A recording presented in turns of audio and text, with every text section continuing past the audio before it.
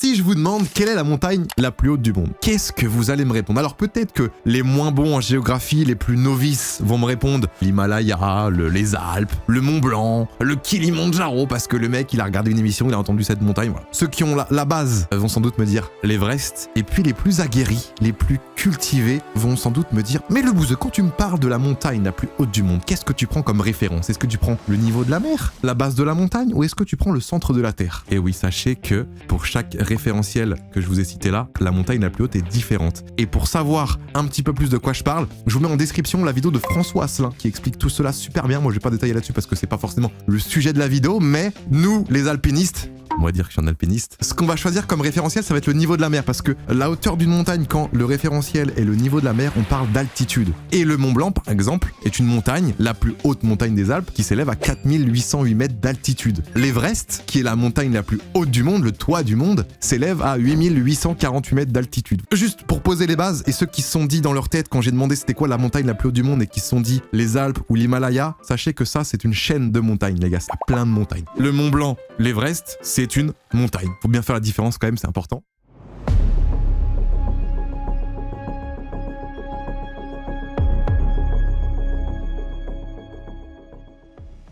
Commençons par le commencement, la formation de l'Himalaya il y a maintenant 80 millions d'années. Il y a une petite vidéo sur YouTube qui résume bien, mais c'est vraiment en gros. Là, sachez que je m'adresse au grand public. Début de la vidéo, la Terre, il y a maintenant plus de 80 millions d'années du coup. Il y avait l'Afrique, l'Amérique du Sud, l'Australie et tout qui étaient à peu près collés. Et grâce au phénomène scientifique des plaques tectoniques, vous avez le continent, en dessous vous avez des plaques, et en fait ça bouge.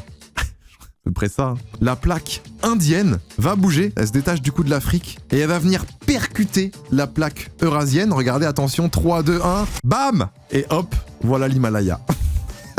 Et comme on peut le voir dans cette vidéo, l'Himalaya est hyper large. Et comment les gens comme moi, comme toi, comme les scientifiques, je ne sais pas, ont pu savoir que l'Everest était la montagne la plus haute de l'Himalaya et donc du monde? Faut revenir en arrière, mais de pas si longtemps que ça, parce que c'est 19e siècle. On a George Everest qui est tout simplement le responsable des travaux de triangulation des Indes, la recherche des montagnes les plus hautes de l'Himalaya, grâce notamment à l'étude des angles. Et pour l'étude des angles, on utilise un calcul mathématique autour de la trigonométrie. La trigonométrie, je pense, ça parle à pas mal de gens, surtout ceux qui sont passés par le lycée général. Peut-être en pro aussi, on voit ça, je sais pas du tout. On se rappelle tous de ce petit cercle. On peut déterminer à distance les montagnes les plus hautes du monde. Et ça, c'est beau. Donc comment ça s'est passé? Bah j'ai envie de dire c'est simple, mais c'est pas simple à la fois parce que son équipe sont allés directement dans les Indes avec leurs outils de mesure. Ils se sont paumés en plein milieu des Indes. Il fallait vraiment full motivation, full détermination parce que sinon tu tenais pas. Avec la malaria, le typhus qui traînait là-bas, le climat vraiment pas forcément supportable, mais ça l'a fait. Et c'est aussi pour ça que cette montagne qui était avant nommée le Pic 15 a été nommée l'Everest. Par contre, il y a vraiment une volonté de la part des Népalais et des Tibétains, parce qu'à savoir que l'Everest est situé pile à la frontière entre ces deux pays-là, ils ont vraiment voulu nommer l'Everest dans leur langue. Les Népalais appellent l'Everest le Sagarmatha et les Tibétains le Chomolungma. Bon, maintenant que George est passé par là, il y a maintenant la volonté pour les Britanniques d'avoir cette gloire de le grimper en premier. Et tout ça commence dans les années 1920 et c'est le début des premières expéditions. Nous sommes en 1921, l'Everest est placé pile entre le Népal et le Tibet comme je l'ai dit juste avant. Il y a deux solutions pour le grimper, soit par le côté tibétain, soit par le côté du Népal. Le problème, c'est que le Népal ferme totalement ses frontières aux étrangers et notamment aux occidentaux. Bah tout simplement parce que ce pays a un petit peu peur de nous et de notre emprise un petit peu coloniale et ils préfèrent totalement fermer les frontières. Donc c'est pour ça que les Britanniques choisissent le côté tibétain, on va appeler ça le versant tibétain. Et puis c'est parti en fait. Dans cette expédition de 1921, on a une équipe de 6 personnes, en plus des gens qui vont aider sur place, avec notamment un alpiniste très expérimenté, George Mallory. Retenez bien ce nom parce qu'on va l'entendre pas mal juste après. Et l'objectif principal de cette expédition, ce n'est pas de gravir le sommet parce que eux-mêmes le savent, ça reste très hypothétique, mais c'est vraiment de tracer l'itinéraire le plus simple vers le sommet. Donc c'est vraiment de la reconnaissance, mais de la reconnaissance très réussie. L'équipe va quand même réussir à grimper jusqu'aux 7000 mètres. C'est au niveau du col Nord et c'est franchement très compliqué, surtout pour une première fois avec les équipements de l'époque. Donc c'est pour ça que les Britanniques parlent de succès de l'opération. 1922, deuxième expédition, on a quand même pour objectif de grimper au sommet. Grosse nouveauté, c'est l'apport d'oxygène. Le seul souci, c'est que ça pèse lourd et ça peut se consommer très vite. Le risque principal qui peut arriver dans cette zone de la mort, c'est tout simplement de manquer d'oxygène et de faire un œdème cérébral. C'est tout simplement avoir du liquide qui s'infiltre dans le tissu cérébral. Et c'est arrivé déjà plusieurs fois que dans des expéditions, des alpinistes retrouvent un mec tout nu. Ils pètent un câble et ils se disent « Putain, mais j'ai trop chaud en fait !» Et les mecs se mettent à l'aise. C'est pas normal à cette altitude et avec ce climat, c'est tout simplement du délire. Le gros point négatif de cette expédition de 1922, les gars, ça va être tout simplement la mort de 7 personnes à cause d'une avalanche et ça va être les premiers morts de l'Everest. Petit point positif quand même, mais qui est totalement logique, c'est le record d'altitude pendant la deuxième tentative. Le groupe est quand même monté à 8326 mètres, alors c'est encore loin du sommet parce qu'il manque 500 mètres. Ça reste un record. Troisième expédition. On n'est pas en 1923, mais on est en 1924. Durant 1923, il y a eu un problème de finances et aussi un problème de temps. Et on attaque directement plus fort que jamais, et notamment George Mallory, plus déterminé que jamais à aller toucher ce sommet de cette montagne. Donc là, on est reparti, le bateau, direction l'Inde pour ensuite rejoindre le Tibet. On a quand même l'expérience des 2 premières expéditions, on a l'oxygène, on a encore plus de porteurs et de Sherpas. Ça va être ceux qui vont aider en portant les bouteilles d'oxygène, en traçant le chemin. C'est le but principal. C'est parti, ils prennent la route, direction le sommet. Petite pause à 8100 mètres pour placer un petit camp. Et c'est là où les porteurs TIC d'ailleurs vont faire demi-tour. Il faut savoir que les porteurs sont pas obligés d'aller au sommet. Et le souci les amis, c'est que c'est les dernières personnes à avoir vu Mallory et Irvine vivants. L'Everest aura eu raison d'eux. On ne sait pas s'ils ont atteint le sommet. Il y a quelques hypothèses. C'est vrai que quand c'est un mystère comme ça, c'est tout de suite plus intéressant. On a envie de faire les curieux, aller de récolter des petites infos à droite à gauche. Première hypothèse, ils auraient atteint le sommet parce que Mallory avait dit à sa famille qu'il aurait déposé la photo d'eux sur le sommet de la montagne. Et l'Américain qui a découvert le corps de Mallory en 1999. D'ailleurs, il y a la vidéo sur internet. Ceux qui peuvent être choqués, n'allez pas voir la vidéo, mais il y a la vidéo. Et en fait, cet Américain n'a pas trouvé cette photo sur son corps. Peut-être qu'elle a disparu comme ça, ou peut-être qu'il aurait atteint le sommet, il l'aurait déposé, on sait pas. Deuxième hypothèse, il y a des scientifiques qui disent que, pour l'époque, c'était impossible de monter la dernière arête avant le sommet. Par le versant tibétain, il y a 3 ruisseaux, et il y en a un qui est très difficile à monter, sachant que Mallory était très fort pour grimper sur de la roche, mais de là à monter un ruisseau de je ne sais combien de mètres, moyen. Donc après cet échec, les Britanniques préfèrent dire que le sommet est toujours invaincu et que personne n'est encore monté au sommet de l'Everest. Ensuite, après l'expédition de 1924, il se passe vraiment pas grand-chose jusqu'en 1950. Après, forcément, avec les conditions de Seconde Guerre mondiale et tout, c'est beaucoup plus compliqué d'organiser des expéditions. Et il faut attendre du coup 1951 pour que le Népal ouvre ses frontières. Et en même temps, la Chine annexe le Tibet. Par le versant tibétain, c'est impossible de faire l'expédition, mais du coup, on peut le faire du versant népalais. Et le versant népalais est beaucoup moins périlleux. Ça reste un peu plus simple. Une expédition est organisée par les Britanniques dès 1951, malheureusement sans succès. 1952, c'est réservé pour les Suisses, malheureusement sans succès. Et il faut attendre 1953 avant de voir les premières personnes au sommet de l'Everest. Et ces 2 personnes-là, c'est tout simplement Edmund Hillary avec son Sherpa Tenzin Norgay. Edmund Hillary qui est néo-zélandais, mais qui à l'époque appartenait aussi un petit peu à la Grande-Bretagne, donc c'est un exploit britannique. Et son Sherpa, du coup, Norgay, qui est lui népalais. Donc là, les Britanniques sont super heureux. Wow, on l'a fait! Wouhou! Non mais vous imaginez les gars, le sommet de l'Everest a été fait il y a moins de 100 ans. C'est vraiment de l'histoire récente pour moi. Et cette expédition de 1953 s'est faite aussi avec un système d'oxygène, forcément. Faut savoir les gars que dans l'alpinisme, il y a un culte, c'est le culte du premier A. On veut toujours être le premier A. Par exemple, gravir l'Everest. Donc voilà, t'es le premier à gravir l'Everest, c'est déjà très bien. Ensuite, le premier à gravir l'Everest sans oxygène. Le premier à gravir l'Everest et le redescendre en ski. C'est presque de l'illimité en fait.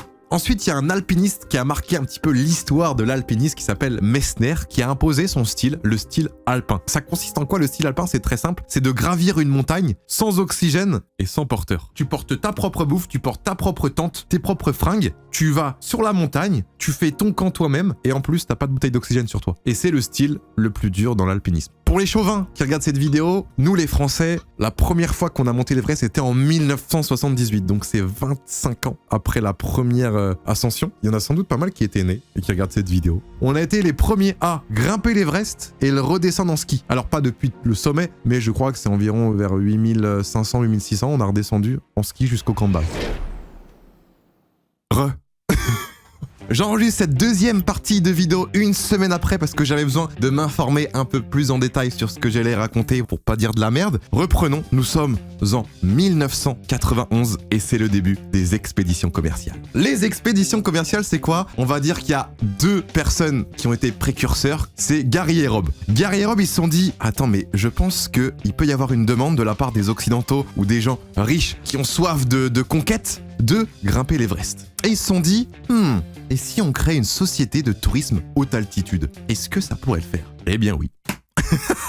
Je vous spoil, eh bien oui, ça a plutôt très bien marché. Donc, en 1991, Gary et Rob créent Adventure Consultant, une société de tourisme en haute altitude qui a pour but d'emmener des gens riches au sommet de l'Everest. Alors pourquoi je dis des gens riches? Bah c'est très simple. C'est-à-dire que pour monter tout en haut, sur le toit du monde, ça a un coût, forcément. Premier coût, ce qui va coûter, je pense, le plus cher, le porteur, celui qui va t'aider à monter en haut de l'Everest, celui qui va t'accompagner, qui va faire tes camps, qui va monter ta tente en amont. C'est-à-dire que toi, le temps que t'es en train de faire le trajet, lui il est déjà en haut en train de monter ta tente, en train de préparer la bouffe, en train de tout faire. Le porteur Sherpa, le vrai héros de l'Everest, c'est un financement, forcément. Deuxième coup, le permis. Parce que oui, pour monter en haut de l'Everest, il faut un permis d'ascension. Et ça peut coûter relativement cher. Troisième coup, ça va être les bouteilles d'oxygène. Quatrième coup, ça va être le matos, l'équipement avec les chaussures, la veste, tout ce qu'il faut pour faire de l'alpinisme, hein, les gars. Et puis le voyage aussi, les gars. Tu dois payer ton avion pour aller au Népal. Faut payer aussi les hôtels. Il y a plein de trucs aussi comme ça à payer qui peuvent te coûter un bras. En tout, j'ai peut-être oublié quelques petits trucs à droite à gauche, mais environ entre 40 et 70 000 $.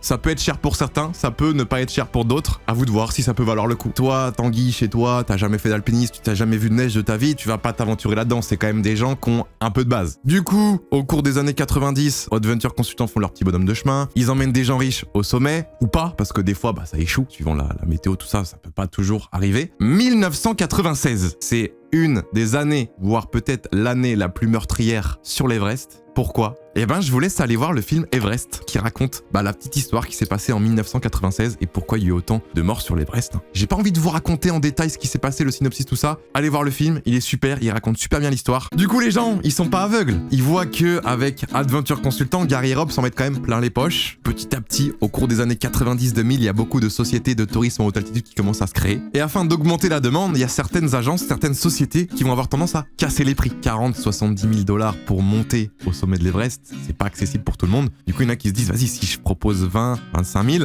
peut-être qu'il y aura plus de demandes. Ok, je vais prendre moins de marge, mais il y aura tellement de gens que du coup, je vais pouvoir m'en mettre autant plein les poches. Le souci et le débat, c'est est-ce que ça peut valoir le coup pour un mec comme moi, comme toi, de mettre 15, 20, 30 000 € de moins, mais d'avoir moins de sécurité, un guide sans doute moins expérimenté, qui parle peut-être pas ta langue, avec des cordées à je ne sais combien, c'est-à-dire que vous êtes beaucoup à monter ensemble. Là-dessus, chacun son avis. D'ailleurs, il y a une histoire qui a fait débat il y a très peu de temps. C'était en 2020. Il y a un guide qui s'est vu poursuivi en justice par son client parce qu'il ne l'a pas emmené au sommet. Je vais peut-être dire n'importe quoi, mais arrivé à 8300 mètres, le guide a préféré faire demi-tour parce que la météo n'était pas favorable à la montée au sommet. Et du coup, le client il s'est dit, vas-y, moi j'ai payé 30, 40, 50 000 € et je peux même pas monter au sommet. Et le guide, il me dit 300 mètres avant, on fait demi-tour. C'est quoi ce bordel? Vas-y, je porte plainte. Et du coup, il y avait débat pour savoir qui est-ce qu'allait gagner. Est-ce que ça allait être le guide ou est-ce que ça allait être le client? Et au final, et heureusement, je pense, c'est le guide qui avait raison. Tout simplement parce que là, on parlait pas de juste se casser une jambe. Là, on parlait vraiment d'une vie. Si le guide avait emmené son client au sommet, il y avait de très fortes chances, juste le client, juste le guide, je sais pas, mais qu'il y ait un mort en fait. Mais tout ça pour dire que si t'es riche et que t'as un peu d'expérience, tu peux tenter l'Everest. Nous sommes en 2019 et c'est les embouteillages. Les embouteillages, regardez-moi cette photo, analysez cette photo. On est juste avant le sommet de l'Everest, on est sur la dernière arête, on est à plus de, 8800 mètres d'altitude. Pourquoi il y a ces embouteillages? J'ai envie de vous dire c'est simple, mais c'est pas simple à la fois. Il y a plusieurs raisons. Déjà, pour optimiser ses chances de monter au sommet de l'Everest, il y a que 15 jours dans l'année. 15 jours sur du coup 365 jours. Cette période, elle est quand? C'est généralement les 2 dernières semaines de mai. Ça peut déborder un peu après, un peu avant, mais c'est généralement ça. Et en fonction de la météo, quand vous arrivez au camp de base, vous pouvez prédire un petit peu en avance la météo qu'il va y avoir au sommet. Et on se dit, on a 2 jours, là, c'est le moment où on peut monter. Sauf que le souci, avec toutes les agences qu'il y a, ça fait beaucoup de monde et du coup ça crée des embouteillages. La deuxième raison, l'inexpérimentation de certains individus qui tentent le sommet. Le problème c'est que Il suffit d'être riche pour monter au sommet. Alors oui et non. Ok, t'as les sous, mais si t'es pas préparé physiquement à monter un sommet de 8848 mètres, c'est ciao. Et le souci, c'est qu'il y a certaines personnes, par manque d'expérience, les gens, ils arrivent même plus à s'habiller, c'est-à-dire qu'il y a des gens qui sont obligés de les habiller, ils font un pas toutes les minutes, ça ralentit tout le groupe, ça s'entasse, c'est la merde quoi. Et puis troisième raison, l'ego. C'est vrai que nous, les êtres humains, on a tendance à toujours avoir un peu d'ego, à se dire « ma mère la pute si je monte pas au sommet ». Le problème, c'est que du coup, bah tu tentes, tu repousses tes limites, au bout d'un moment, ça passe plus, et là, t'es figé, t'es bloqué, et t'avances plus, et c'est la merde quoi. En plus de te mettre toi en danger, tu mets aussi les autres en danger. Donc pour limiter ce phénomène au niveau du Tibet, ils ont mis une limite au niveau des permis d'ascension. C'est limité je crois à 140 permis par an. Je dis peut-être n'importe quoi mais je crois que c'est à peu près ça. Du coup bah forcément si t'as pas le permis, bah tu peux pas monter donc voilà. Et le souci, c'est que pour le Népal, c'est hyper important, ces aventures, ces expéditions au sommet de l'Everest pour les étrangers, parce que ça leur apporte de l'argent. Ça fait chier pour eux de limiter les permis d'ascension. Mais bon, on est en 2022, je crois qu'ils commencent à prendre des mesures pour éviter ce genre de phénomène et d'avoir trop de morts au sommet de l'Everest, en espérant que ça aille mieux au cours des années. Bon, maintenant qu'on a vu les grands faits, les grandes lignes de l'Everest, il est temps pour moi de vous raconter quelques petites anecdotes. Croustillantes ou pas, ça c'est à vous de voir, mais pour moi c'est quand même important de vous le dire. Première anecdote, pour boire, quand vous faites de l'alpinisme comme ça en haute altitude, vous n'avez pas des bouteilles d'eau, parce que vous doutez bien, ça gèle. Ce que font les gens, c'est très simple. Ils ont un réchaud, ils mettent une casserole, dedans ils mettent de la neige, et en fait ils font chauffer de la neige. Et ça leur fait tout simplement de l'eau. À vous de voir si elle était importante ou pas cette anecdote, mais j'avais envie de vous la dire. Deuxième anecdote, ça va être sur la personne la plus jeune et la personne la plus âgée qui sont montées au sommet de l'Everest. Alors la plus jeune, c'est un jeune américain de 13 ans qui est monté au sommet avec son papa. Très jeune, mais il l'a fait. Et la personne la plus âgée qui est montée sur le toit du monde, c'est un japonais de 80 balais. Comme quoi, les gars, avec de la détermination, un peu d'entraînement je pense aussi, ça peut se faire. Et la première femme qui a conquis l'Everest, c'est une japonaise, et c'était en 1975. C'était même avant, du coup, si vous avez bien suivi la vidéo, que les premiers Français atteignent le sommet. Est-ce que, les amis, si je vous parle de Nadir Dendoud, ça vous dit quelque chose? Non? Eh ben, c'est tout simplement le premier franco-algérien à être monté au sommet de l'Everest en 2008, et surtout, les amis, surtout, sans entraînement. Et il y a un film qui raconte son histoire. Et ce film, c'est avec Ahmed Silla, c'est un film français. N'hésitez pas à le voir, c'est le premier film que j'ai vu sur l'alpinisme. Et franchement, j'ai trop kiffé. Ça s'appelle L'Ascension. Il y en a peut-être qui l'ont vu, il y en a peut-être qui l'ont pas vu. Il est disponible, je crois, sur Netflix, si je dis pas de conneries. Donc n'hésitez pas. Dernière petite anecdote, beaucoup moins joyeuse, mais importante à dire quand même. La plupart des gens qui meurent arrivés au sommet de l'Everest, ça peut être à 8700, 8800, leur corps est laissé sur place. C'est beaucoup trop dangereux de redescendre un corps à cette hauteur-là. Et du coup, pour les alpinistes, il y a des corps, c'est des repères. Ils se disent, donc là, on vient de voir ce corps-là, je viens de passer, je dis peut-être n'importe quoi, mais les 8763 mètres. J'ai peut-être un truc que j'ai oublié de vous dire, monter au sommet de l'Everest, ça prend un mois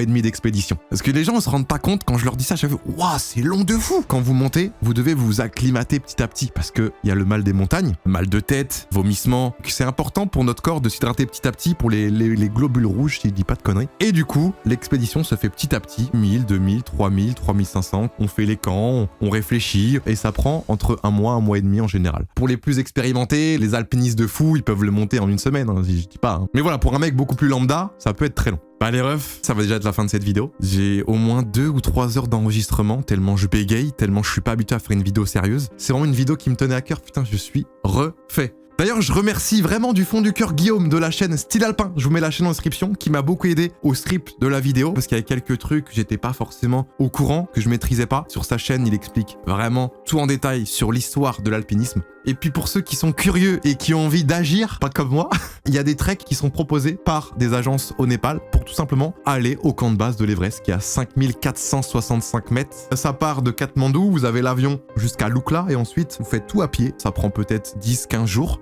Et vous kiffez votre vie quoi. C'est pas de l'alpinisme parce qu'il n'y a pas de neige, c'est que rocheux. La neige vient après le camp de base. Voilà, allez-y quoi, ça fait plaisir. Et je vous mets en description la chaîne de Thomas Massa qui a fait du coup ce genre de trek de Lukla jusqu'au camp de base. Sans expérience, il a pris ses clics et ses claques, il est parti au Népal et franchement, la vidéo est incroyable. Moi, cette vidéo, les refs, elle a vraiment pour but de vous montrer que ça peut être passionnant. L'histoire de l'alpinisme ou même l'alpinisme en lui-même, ça peut être incroyable. Et puis aussi, pareil, un autre film qui est sorti sur Netflix il y a très peu de temps, film documentaire, ça s'appelle 14 x 8000 mètres. C'est un mec qui a battu le record du monde. Il a mis 7 mois à faire les 14 sommets de plus de 8000 mètres qui existent sur cette terre. Il est temps pour moi de vous laisser. J'espère que vous avez kiffé cette vidéo. Si c'est le cas, bah, n'hésitez pas à mettre le gros pouce bleu, à vous abonner à la chaîne et on se retrouve très vite pour une prochaine vidéo.